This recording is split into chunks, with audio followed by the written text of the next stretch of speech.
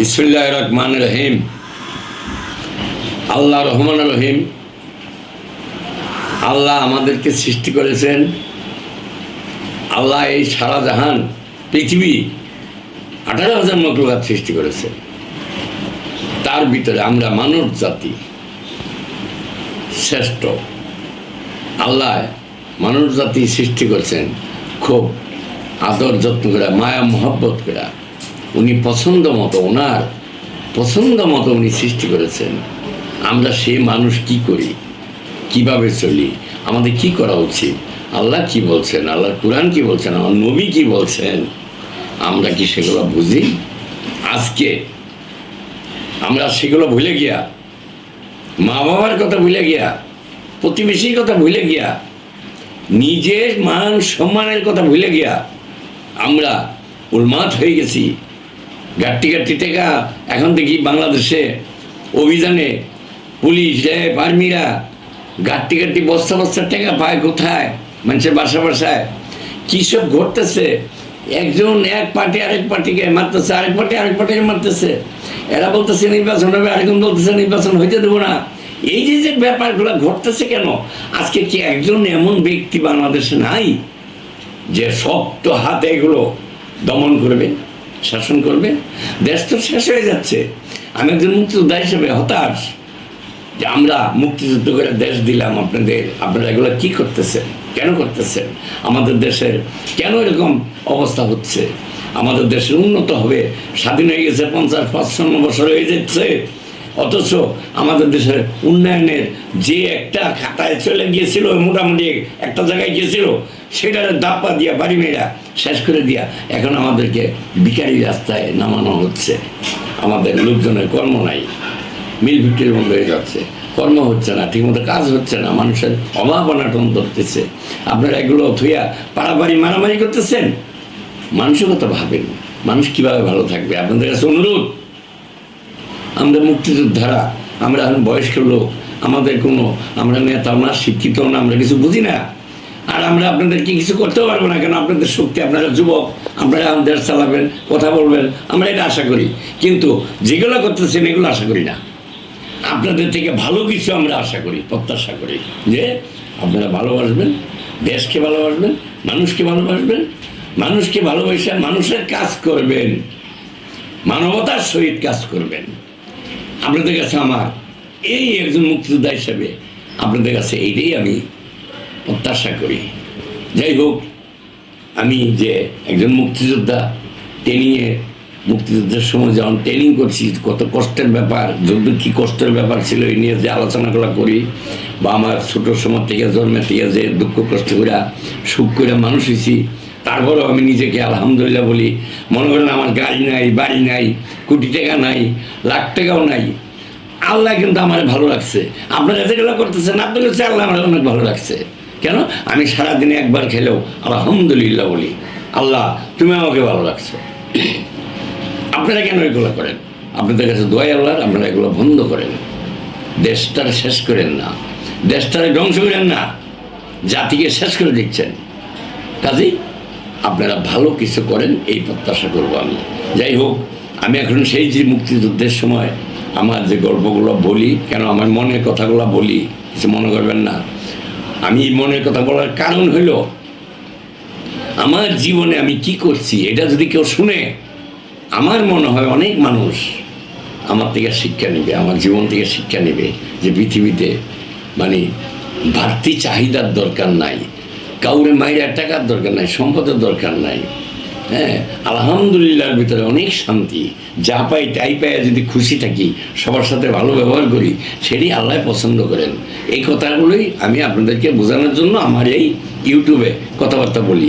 আমার সেই যুদ্ধের কথা বলি, কিছু সমাজে বর্তমানের যেসব উচ্ছৃঙ্খলতা ঘটতেছে এগুলোও বলি। যাই হোক, আলহামদুলিল্লাহ, আমি সেই যে ট্রেনিং সেন্টারে যখন ট্রেনিং করে এসে গোসল করতেছিলাম, বিগত আগের পর্বে বলছিলাম এটা, তখন গোসল করতে গিয়া ধরে আর বড় পাত্রের উপরে বৈশা গোসল করতাম। ঝর্নার পানি, একদম পরিষ্কার পানি, ঝর্নার পাত্রের উপরে কাপড় দিতাম, গোসল করতাম। তখন মায়ের কথা মনে হইল, বুক ফাইটা কান্না আসতেছিল যে আহারে মা কোথায়, আমি কোথায়, আমার আত্মীয়গণা, ভাই বোন, বন্ধু বান্ধব তারা কোথায়, আমার দেশ কোথায়, আমি কোথায়, আমার দেশ ফেলাইতে আমি বিদেশে আসছি, আমি এই আমার দেশের মা বোনের সম্মান রক্ষার জন্য, আমার দেশ স্বাধীনের জন্য, আমার দেশকে শত্রুমুক্ত করার জন্য আইসা এখানে জঙ্গলে পড়ে থাকি, ট্রেনিং করি। আমার একটা কান্নার এত কান্না আসলো যেটা ধরে রাখতে পারি না। যাই হোক, আমার সেই মা আমার দোয়া আশীর্বাদ করে গেছেন, যার জন্য আল্লাহ আমাকে ভালো রাখছেন। আমি সেই মায়ের নিয়ে একটু 2 লাইন গান শোনাবো আপনাদেরকে। আশা করি আপনারা একটু শুনবেন যে মা কি জিনিস। বন্ধ করলো সামনে।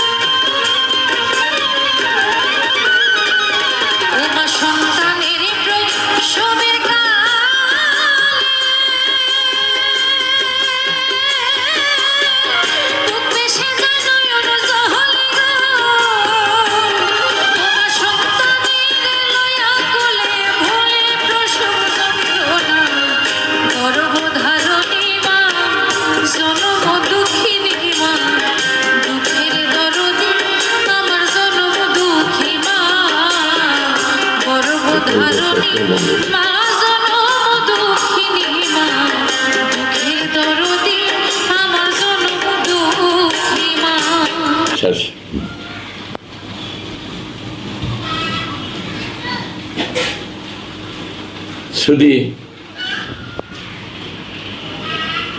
শুনলেন একটা গানের মাধ্যমে মা বাবা, মার কত কষ্ট একটা সন্তানের জন্য। মা যখন একটা সন্তানকে গর্ভে রাখে, গর্ভের থেকে শুরু করে তার ভূমিষ্ঠ হওয়া পর্যন্ত, ভূমিষ্ঠের পর তার কি করে মায় সে সন্তানকে বুকে নিয়ে, সে সন্তান পাগল হোক, কানা ল্যাংড়া হোক, কিন্তু মায় তাকে কখনো ফেলে না, বুকের পরে তাকে যা নিজে না খেয়ে খাওয়ায় আর প্রস্রাব পায়খানা পরিষ্কার করে। আজকে আমরা সেই মানুষ, আমরা সেই মাকে কতটুকু মূল্যায়ন করি, কতটুকু যত্ন করি, এটা আমাদের আগে বুঝতে হবে। আল্লাহ নবীরে পাইতে হইলে আপনি সারা দিন রাত 24 ঘন্টা নামাজ পড়বেন, কোরআন পড়বেন, আল্লাহ ডাকবেন, কাজ হবে না। আপনি 3 বেলা ভাত খেয়েছেন মাছ মাংস দিয়া, আপনার মা বাবা 1 বেলা ভাত খাইছে তাও মরিচ দিয়া, আপনি খোঁজখবর নেন নাই। আপনি ফুর্তিতে আছেন, সুখে আছেন, আপনি এসিতে থাকেন, আমার বাপ না আপনার বাবা মা গরমে একটা টিনে ঘরে পড়ে রয়েছে অসুস্থ। আপনি দিন রাত যত চেষ্টা করেন আপনার সম্পদে কাজ হবে না। আপনাকে আল্লাহ, এটা আল্লাহর কোরআন বলছে, আমার নবী বলছে, যে বাবা মারে খুশি করতে পারে না সে আল্লাহকেও খুশি করতে পারে না, নবীও খুশি হয় না তার প্রতি, কাজেই তার কোনো বন্দিকে আল্লাহ কবুল করবে না। যাক, এই হলো মার দুঃখের কথা। একজন বাবার দায়িত্ব কি, একটা সন্তানকে কি যোগাইতে হবে, সারা দিন রাত কোথায় কাজ করে, পূজা টানে, কুলিগিরি করে, রিক্সা চালায়, ইটা টানে, মাটি কাটে, চাকরি করে, হ্যাঁ ড্রাইভিং করে, কর্ম করে একটা পয়সা দেয় বাচ্চাদের মানুষ করার জন্য। সেই বাচ্চা বাবার জন্য কি করা উচিত?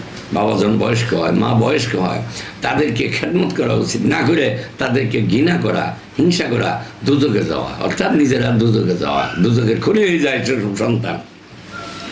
যাক, আমি যে আজকে কথাগুলো বললাম, আপনাদের কাছে অনুরোধ থাকবে আমার, আমি একজন